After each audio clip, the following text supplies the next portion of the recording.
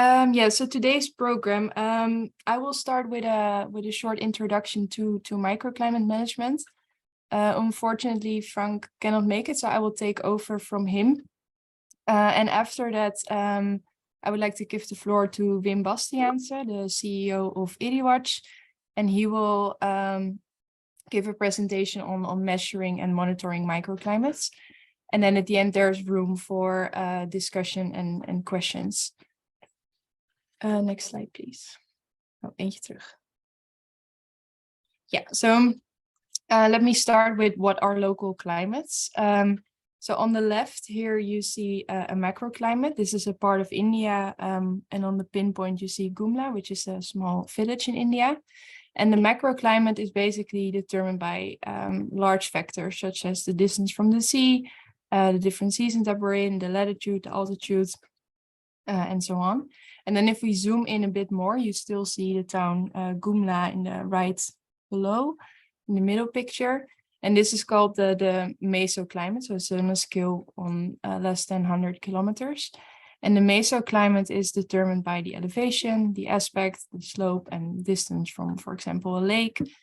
And then if we zoom in one more, we come to the microclimate scale, which is the scale that's below 100 meters. And this climatic scale is determined by the presence of windbreaks, if there are trees, shade, or the amount of soil moisture, and more. And here you see a small farm in the town Gumla. Yeah, and both this mesoclimate and the microclimate are determined by the land surface properties.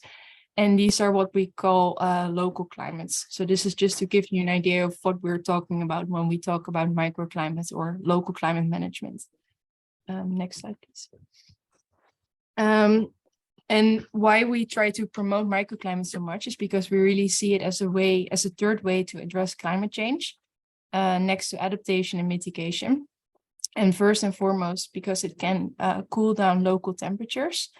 There's been research that shows that it can cool down the local temperatures up to 2 degrees Celsius or sometimes even more. This, of course, has large co-benefits for agriculture, for crop production. Moreover, it can be managed locally, which is a large asset. And the topic that we're focusing on today is that it can be monitored and measured as well.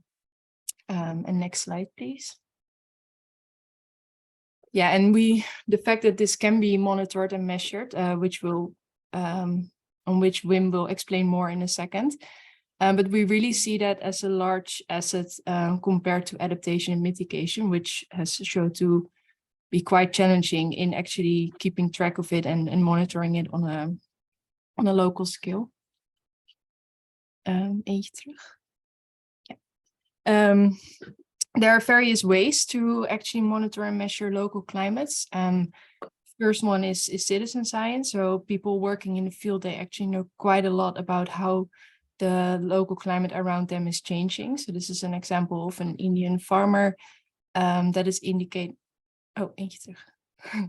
microclimatic changes for farmland in her village. This is in Madhya Pradesh in India.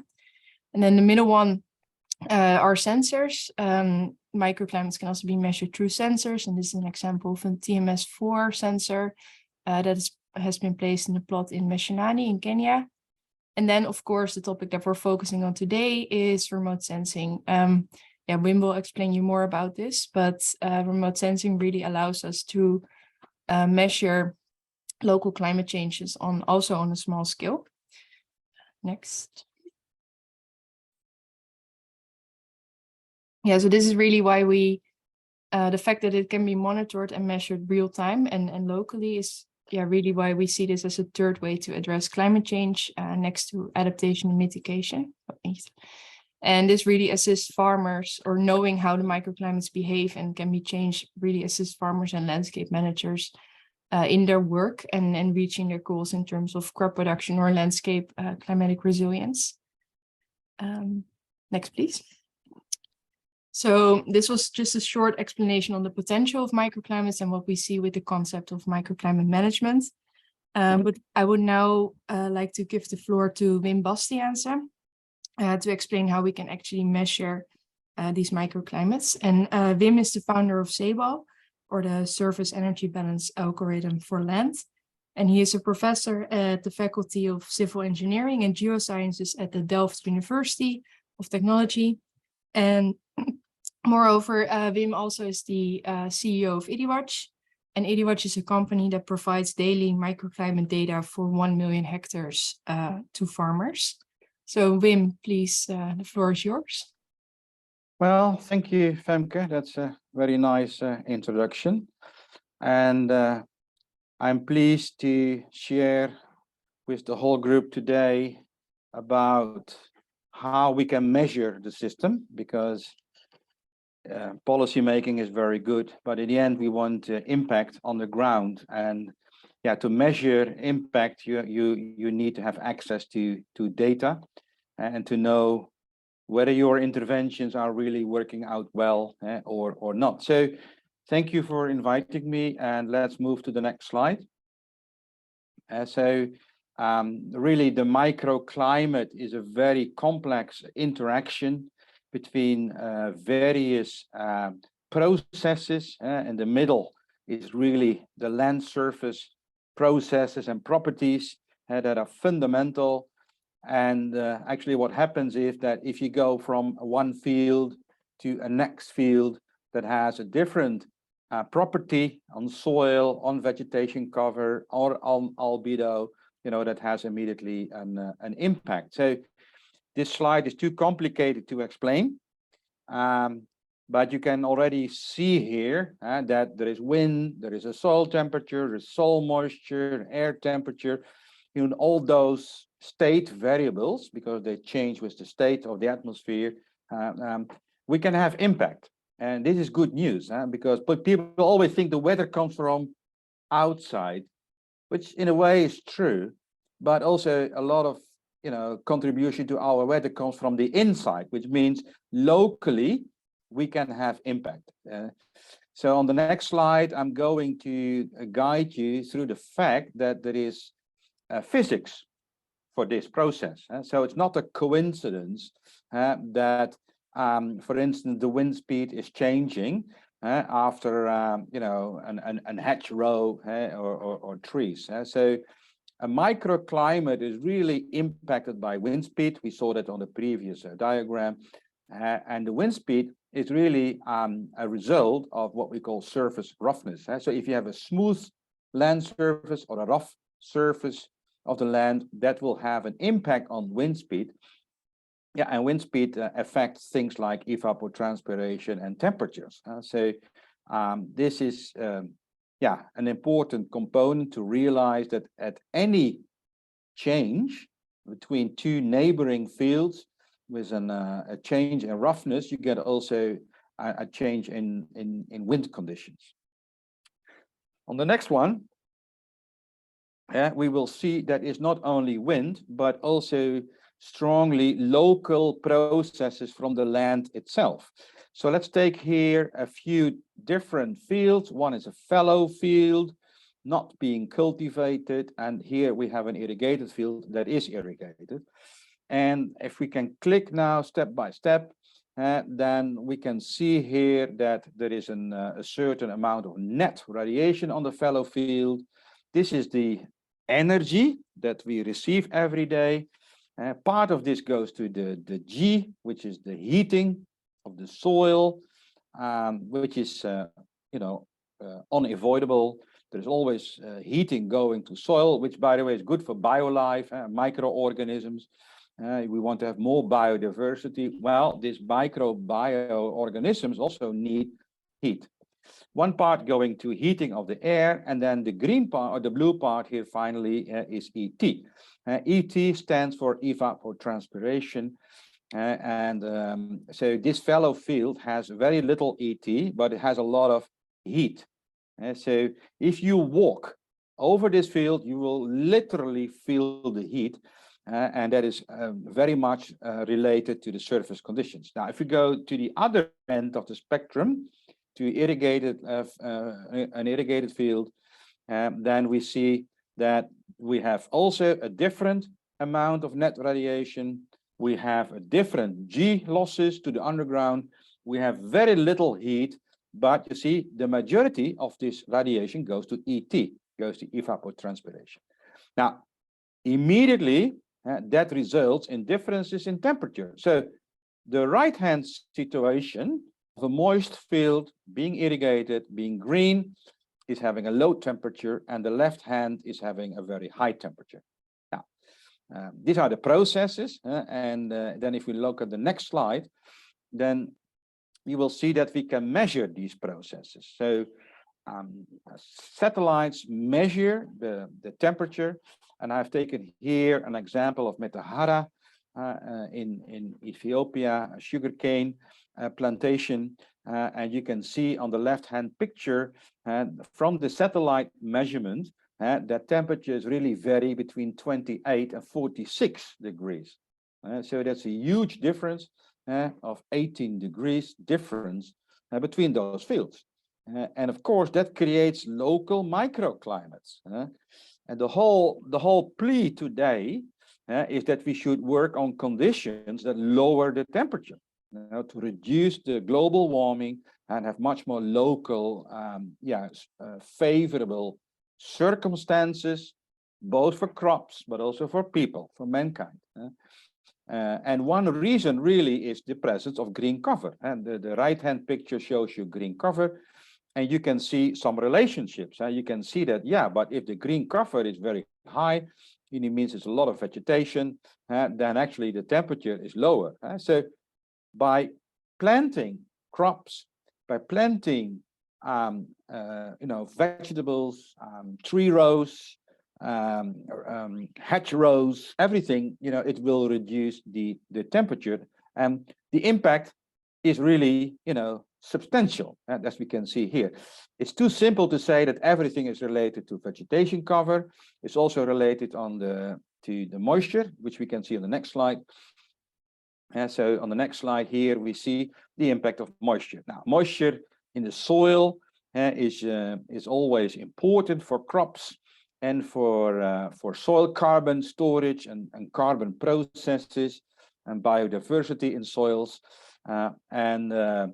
It's good that we measure it. And here you can see also a range of values. Also here you can conclude that if the soil is more wet, you really get a lower temperature. So you can create your own microclimate. So my point really is that, we can measure it. We can quantify it. And this is the situation of a few days ago, February 18. This kind of information is coming usually within a few hours after satellite measurements available. And this can be done for any small field in the world. It can also be for a smallholder field in India that Femke showed, that often have only 1 acre of land, 0.4 hectare.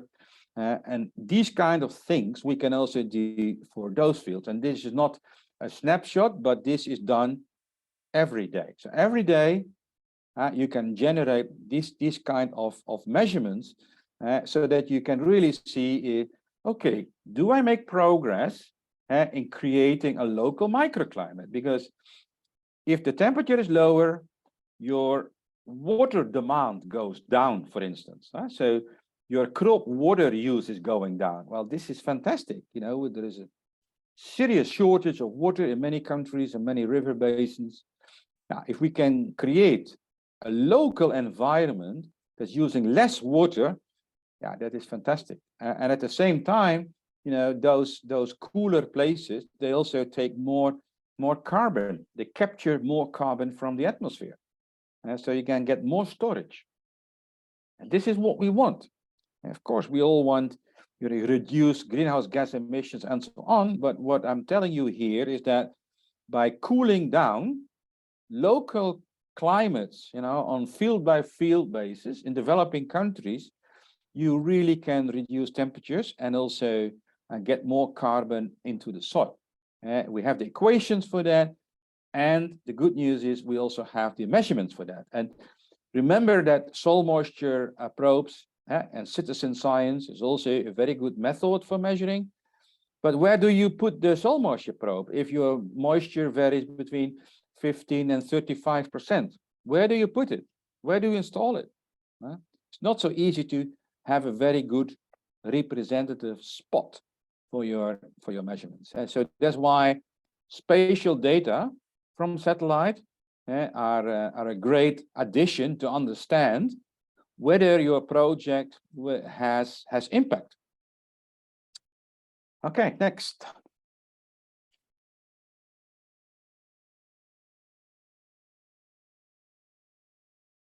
So just to finish on the physical aspects, so here you can see a picture of evapotranspiration. Some plots, they have a low ET, some a high ET, but it has a lot of impact on the profile, what we call the atmospheric response. So if you have a lot of heat, then you can see on these diagrams that you get a temperature profile that's much more warmer than the one that's having a high ET. So just to let you know that this is not a coincidence, this is not, you know, something that will perhaps establish. No, it's not a perhaps.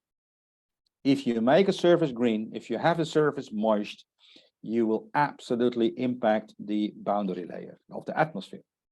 Next.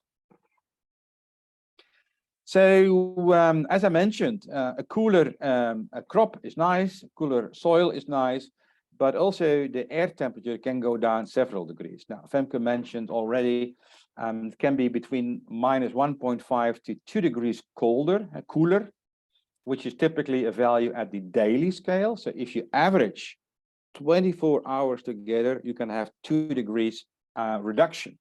But midday is the worst. Midday is where really the heat wave strikes.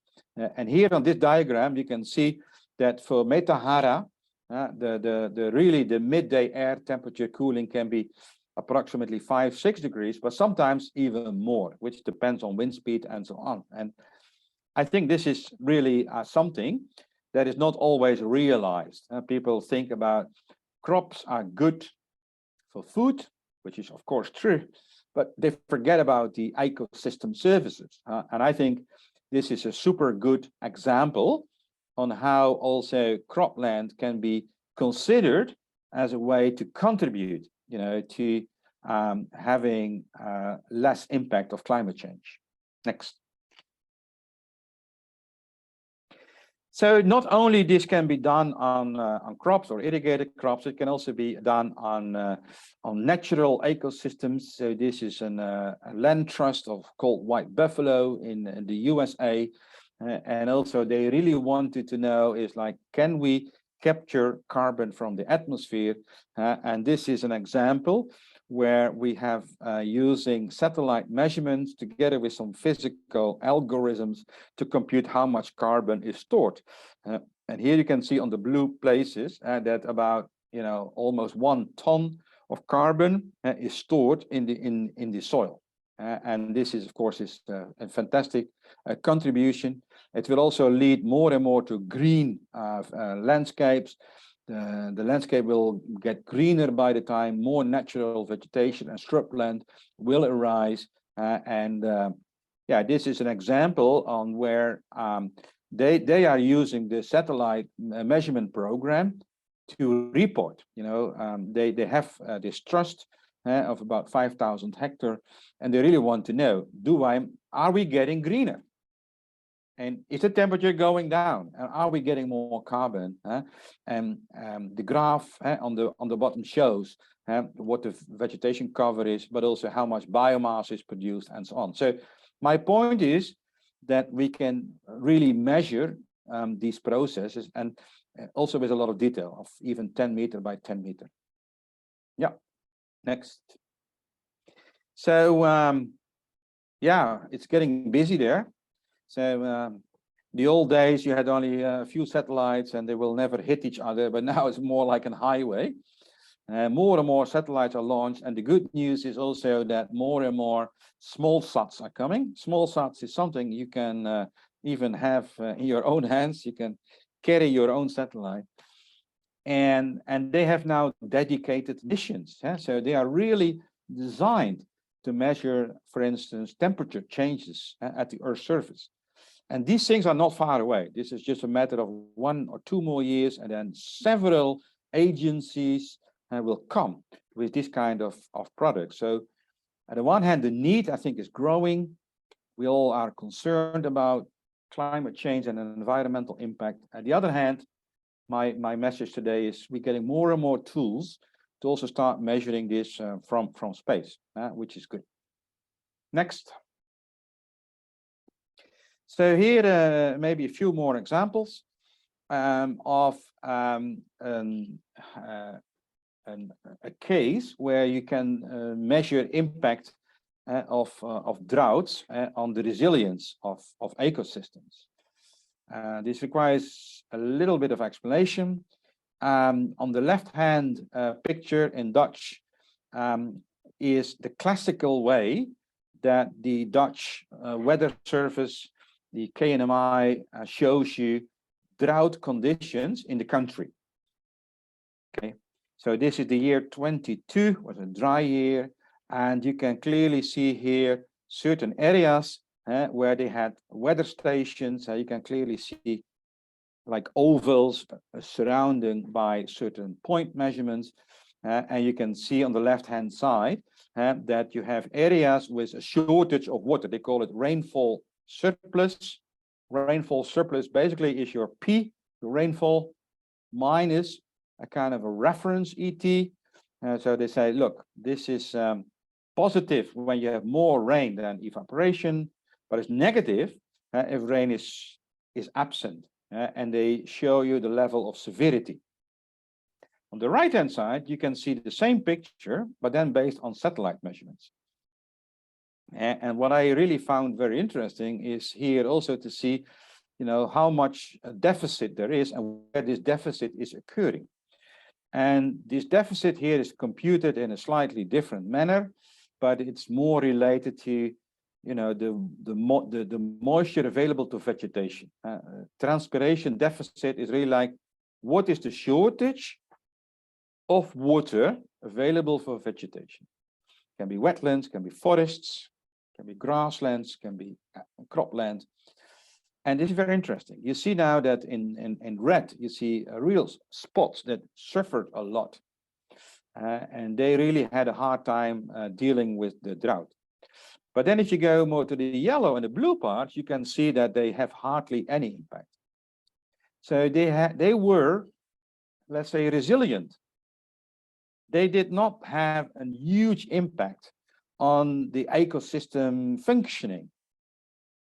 Forests remain healthy, wetlands remained healthy, and they just continue to have the photosynthesis and say health of vegetation. I found this fascinating because if you really look at those two pictures, then you can really see the impact of going to much more local measurements. So this is showing you where there is resilience. And on the next slide, it's a somewhat related picture. And that's also where we can see about what kind of impact did it have on the dry matter production.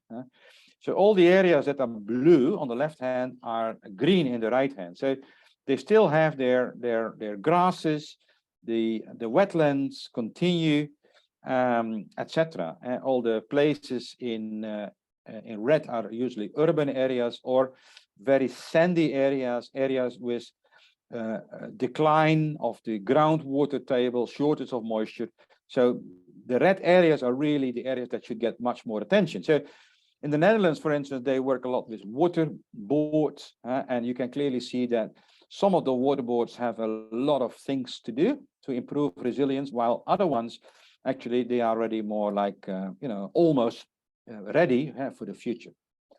Next slide is something on the time series. So I just want to highlight that not only we can look at spatial variability in a lot of detail, but also we can monitor something across a longer period of time. And this is an example of soil moisture that also we can determine from satellites. And this is a period of almost 3 years. So you can really see in time what is happening with moisture. Is it going up or is it going down? And is it resilient or not? So it is obvious that during a period of drought, moisture levels will go down and vegetation is suffering. But what I found very important is, but is there enough power in the system to come back? And to come back, let's say, in a period of 5 days or 10 days, back to normal, back to higher levels. As long as that is the case, then, ecosystems are more resilient to drought. So again, this shows you how the ecosystem functions, but also if you can make trend lines here, you can maybe see in this case it's gradually going down. Really for making a statement on longer term trends, you should also look longer periods than 3 years. 3 years is definitely too short, but technically,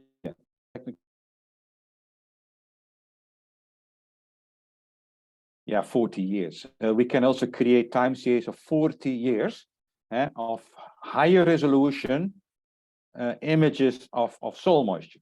So 30 meter by 30 meter. And why is that important? Well, land use is often local. And so you want to know what is is it locally going good or not good? And then if you come with bigger pixels of 1 kilometer or larger, it's very difficult to say something about your beans or your vegetable garden or your small forest that you have. So I think it's important to realize that also the level of detail is technically sound. Okay, next. So it's not only that we look at water and irrigation, but also soil and climate. So I think all these aspects can be covered from satellite measurements. And on the next slide, you can see a prototype of a soil health index. So soil health index is something that is very popular these days. Many NGOs are interested in regenerative agriculture, making soils healthier, making soils more resistant to droughts, but maybe also floods, to extreme weather conditions. I think I have just shown you from the Netherlands that we can now see and detect areas where the problem is much larger than in other areas, which is a method that can also be copied to any other country in the world. And then the next step is, but how healthy is my soil? And here you can see some discussion, I would say, in progress on which elements should be included. So we look at moisture behavior, we look at soil properties, we look also, for instance, at microorganisms. Of course, satellites cannot see whether there are many microorganisms and what kind of types are there. But there's a lot of knowledge available that says, look, the temperature should be like this, should not be too hot. Okay, now you can, for instance, then calculate locally, but how many hot days do we have? Or how many cold days do we have?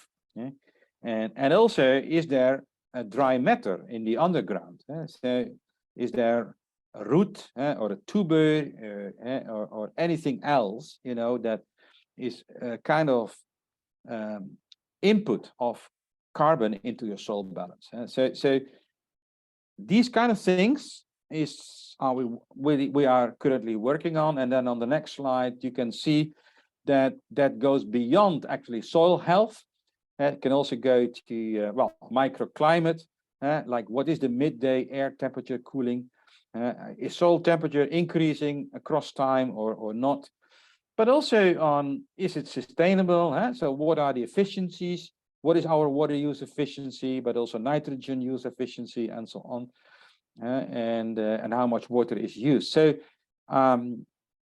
together with MetaMeta, we believe that the evaluation of projects and of interventions need some assessment, and too often donors, they go to that one field that's fantastic.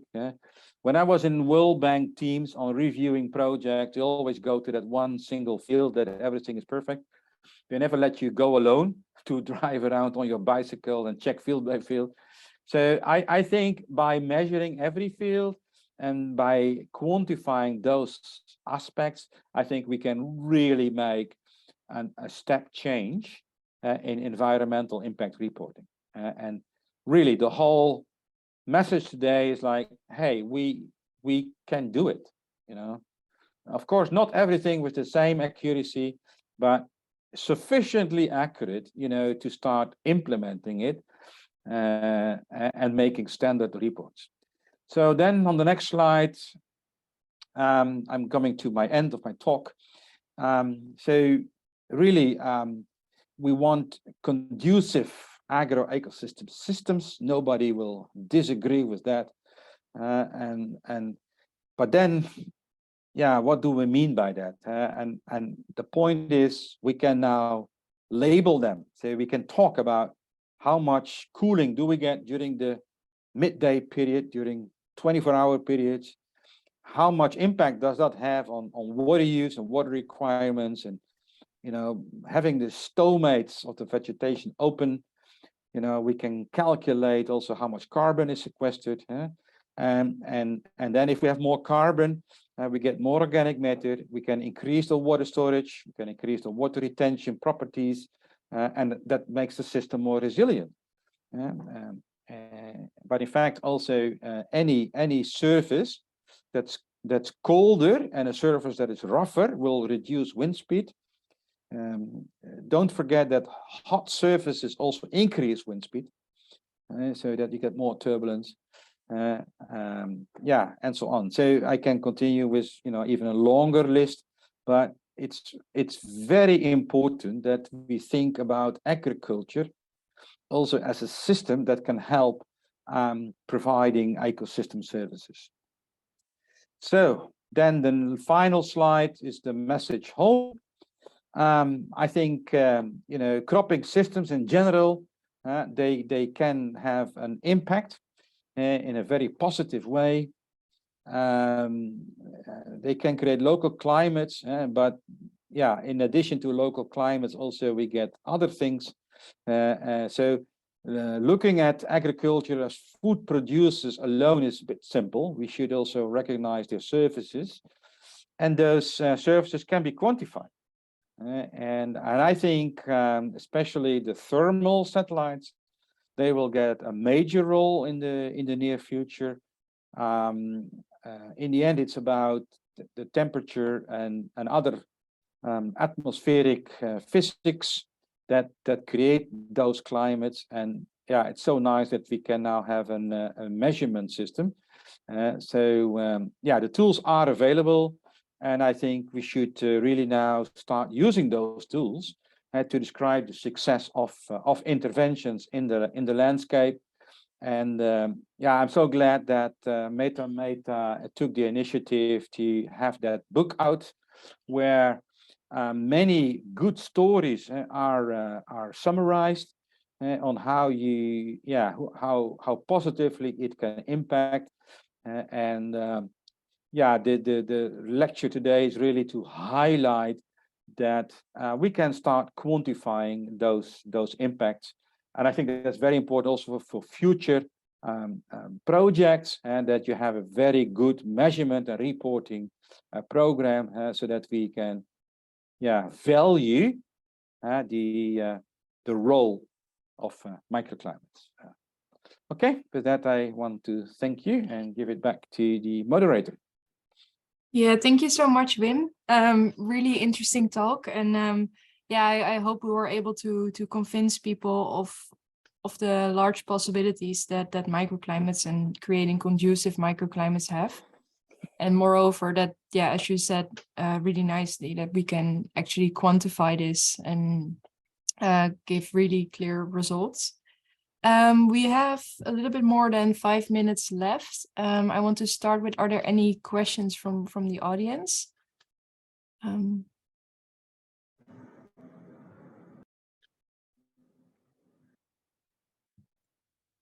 Maybe you can raise your hands. Yeah, Ishani, you can unmute yourself. Hi. Hi, Wim. Thank you so much for your presentation. I had two questions. There was one slide you were mentioning the important variables where you mentioned green cover or vegetation cover and how it impacts the temperature. And then you slide over to moisture. My question was that has there been any measurement locally where an increase in vegetation cover and a positive increase in soil moisture has influenced rainfall? Yeah, okay, very good question. Yeah, rainfall is usually a larger system process. So if you do this across a period of, across an area, or let's say, I would say minimally 10,000 hectare to 50,000 hectare, it will have impact for sure. That's for sure. See, many studies are done on where is the origin of the rainfall coming from. Is it coming from far away, affected by air, or is it from local origin? And yeah, it depends, of course, very much where you are, but it is known. But it's also known that really, in order to have an impact on rainfall, yeah, you need a larger amount of water vapor coming from evapotranspiration. So yes, but don't over expect. Don't think that by having 100 hectare of green trees or meadows or whatever, that suddenly you get more rainfall. That is unfortunately not the case. No, thank you so much. And no, I asked this question because I was on the field, and the perception of the farmers was like, yeah, if we have a better green cover and soil moisture, we also expect better rainfall. So it was like more for expectation management. I asked the question. Yeah, I mean, if the government is really investing in it and the whole province will get much more land use planning and guidance, it will definitely create more rainfall. But if you just plant, your beans or your corn, don't think that it will have immediate impact. All right, and I have a second question, if I'm permitted to ask. Sure. I wanted to understand the spillover effect of, for example, the treatment area is, let's say, 100 hectares. I wanted to understand how, like in the measurements, if you've been able to observe any spillover effect also to the control area, let's say like a kilometer outside that 100 hectare of a plot. Sure. No, that process is there. It will be always downwind. And so your treatment should be then on the upwind direction. And it is known that this has an impact. Of course, it is also then dependent on the size of your treatment and the distance away from your treatment. So if you have a treatment of, let's say, 100 hectare, and if you go, 5 kilometers away, it will be more difficult to see any impact. But if you're living closer by, it will have. So what I am always saying is that if you want to build a house and you have a choice, build it always on the downwind side of a green area. Because your house will always be a few degrees colder than if you put at the upwind side of your green area. Is it also to take in consideration the water movement? Yeah, Like, definitely. yeah. It is water movement. So it's air humidity, it's a lower temperature, but it's also blending with atmospheric motion. So the further away you go, yeah, the more blending you will get. But if you are nearby the treatment, it will definitely impact. Think about the beach. You know, the beach is maybe a very simple but popular example. You know, you're not in the sea, Mhm. but you like it on the beach because it's at least several degrees colder than on the land. Mhm. And that is because you get the wind coming from sea. All right. Thank you so much. Yeah, Thank welcome. you. There's also a question from Simon in the chat. Simon, if you can unmute yourself. Yes, I was just saying that this microclimate approach looks like it can support smallholder woodlots and not only large forests. But at the same time, there is expectation that in areas with high evapotranspiration, like most of sub-Saharan Africa, there should be less cereals because this leaves the fields very empty for long periods of time, which can contribute to both local warming and desiccation. You know, the soil becomes extremely dry and is subject to wind and erosion. So it's a comment. I don't know whether it's true. Oh, it's a comment. Yeah. No, absolutely. Of course. Yeah, no, absolutely.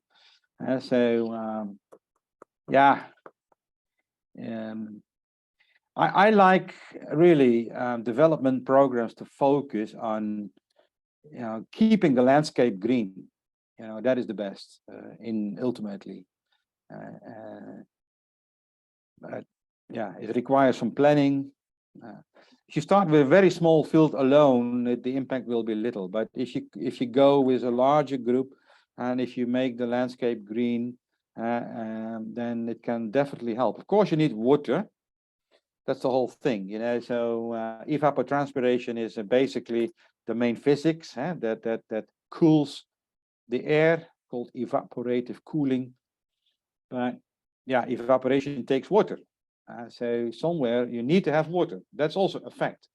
So either you have to get it from some local water harvesting, or from the rainy season, or you do underground storage. You know, all those things needs to be done. And otherwise, without water, it's very difficult. Then there's another question on the impact of wind reducing measures on farming plots, such as windbreaks or hedges. And Simon asks if this also reflects in the measurements you gather from satellites, and if you could reflect and explain a bit. Yeah, definitely a wind reducing system and hedge will have positive impact. It will absolutely have a lower wind speed over that plot, which is often in favor for crop development, especially when the crops are in emerging phase, and that they will emerge quicker, will get quicker green, will intercept more light, and if they intercept more light, they will grow faster. So there is a cycle that is starting. I have to be honest about whether I have seen that. Not immediately that I recall, but also maybe I have not searched for it. I like the idea a lot, I must say. I think it will have an impact for sure. But there's also one other aspect to it, and that is the shadow. Of course, depending on the height of the trees or the shrubs. But yeah, if you have these kind of natural fences, yeah, you also may have more shadow, which means that maybe the first 10 or 20 meter will be impacted. So that is maybe a small drawback. So yeah, not everything is positive, but if I was a farmer in India, I would do it, definitely. And windbreaks also relate to less erosion and less wasteful evapotranspiration, right? So yeah, is this also something you think you can measure with remote sensing on that scale, or? Well, I don't know. I mean, here maybe the detail of a drone might also be needed. So we always talk about drones as well. Drones have their own, I would say, typical applications. They are very good in measuring very local processes, but also shadow distance to individual plants and so on. I think that can help to give us some insights on whether that is really having a positive role. I think satellites, I'm not so sure. They could be little gross, a little bit too large in pixels. Thank you, Wim. We're a little bit over time, so I want to move to the final slide. So here you see the cover of the book that me, Frank, Francesco, Hugo, Sean, and also Wim wrote. It's all about managing the local climate, and it's a guidebook on how you could actually do that. If you're interested, there's a link here on the slide. There's also the email address of me and of IrriWatch. So if you have any further questions, feel free to reach out to us. We're also very interested if you're working on this field or do anything related to this topic, please connect with us, and we're happy to share ideas or do a little brainstorm. But for now, thank you all so much for coming here, and a special thanks to Wim for making the time to share his really valuable knowledge on this subject. And I hope to see you all next time.